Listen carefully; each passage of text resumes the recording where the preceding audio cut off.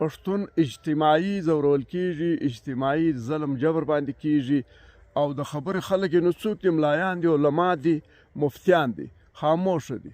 د مولانا تقي عثماني د مدرسې مخ ته پښتنې ښځې ځورول کېږي، د هغه د کور مخ ته پښتانه ماشومان نیول کېږي، بې عزته کېږي، خو غږ یې موږ نه دی اورېدلی. د شپې په 3 بجې باندې د یورپي یونین اعلامیه خپره شوې ده چې په هغه کې امریکا دی، کاناډا دی، فرانس دی، جرمني دی، برطانیه ده، ایټالیم پکې شامل دی. دوی د افغان مهاجرینو په دغه موجوده صورتحال باندې د تشویش اظهار کړی دی او دوی غوښتنه کړې ده چې باید ټول هیوادونه و افغان مهاجرینو ته لار خلاصه کړي، خپلې پولې خلاصې کړي.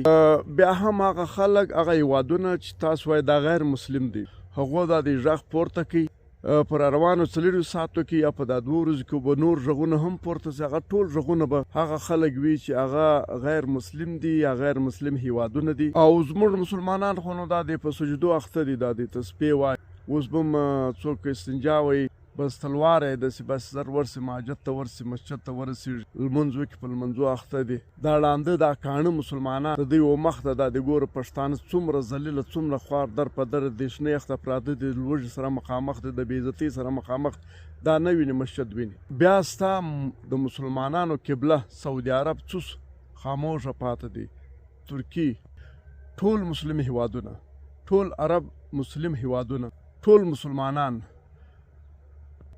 ټول مفتیان، ټول علما کرام، مذهبي ګوندونه، پښتونه هیڅوک دې په کیسه کې نه دي، هیڅوک دې په کیسه. هغه متل بیا در یادومه، وایي لا به یو کېږو یا به ختمېږو، یا به یو کېږو یا به ختمېږو. زه خبر یم چې څوک فیسبوک نه ګوري، ولې دوی له بشري ناورین سره مخامخ دي. پښتون له بشري ناورین سره مخامخ دي، له پښتون قام اجتماعي له یو عالمي سره مخامخ دي. نو فیسبوک کې اوس دوی ته خوند نه ښکارېږي، د دوی خبره نه کېږي، د دوی په زخمونو ملهم نه شول کېږي په سوشل میډیا باندې. دا د زما او شاته اوس هم اذانونه شروع دي.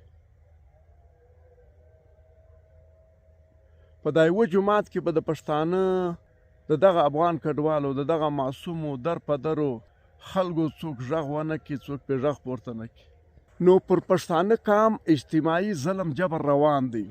داسې نه چې افغانستان، داسې نه چې دا خوا لرو بر د دنیا د ظلم جبر وحشت ښکار دی.